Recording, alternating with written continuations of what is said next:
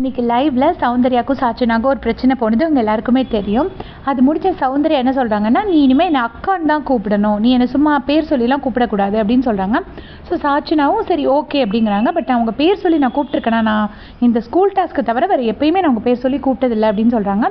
திரும்ப திரும்ப சௌந்தர்யா சொல்றாங்க, இல்லை அதெல்லாம் இல்லை, நீ அக்கான்னு தான் கூப்பிடணும்னு சொன்னோன்னே ஓகே அப்படின்னு சொல்றாங்க சாச்சனா. நான் அப்படி கூப்பிட்ட மாதிரி எனக்கு ஞாபகம் இல்லை, நான் ஒருவேளை அப்படி கூப்பிட்டுருந்தா சாரி, நான் இனிமேல் பேர் சொல்லி கூப்பிட மாட்டேன், அக்கான்னு தான் சொல்லுவேன்னு சொல்லிட்டு சாச்சனா சொல்லிடுறாங்க. அதுக்கப்புறமா சௌந்தர்யா வந்து இந்த ராயன் கிட்ட டிஸ்கஸ் பண்ணிட்டு இருக்காங்க.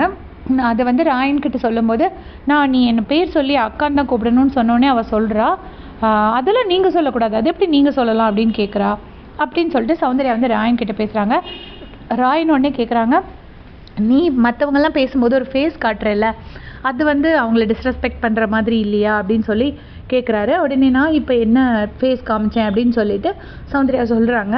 ஸோ இதை வந்து ஒரு குறும்படமாக போட்டு காமிச்சிட்ருக்காங்க. அதாவது சௌந்தர்யா ராயன் கிட்ட வந்துட்டு சாட்சினா வந்து நீ அது நான் உங்களை எப்படி கூப்பிடணுங்கிறத நீங்கள் எப்படி சொல்லலான்னு சொல்கிறாங்கங்கிறத காமிச்சிட்டு, சாட்சினா அந்த இடத்துல ஆக்சுவலி நான் ஓகேக்கா, நான் உங்களை இனிமேல் அக்கான்னு கூப்பிடுறேன்னு சொல்லி சொன்னதையும் போட்டு குறும்படமாக போட்டு எல்லோரும் காமிச்சிட்ருக்காங்க.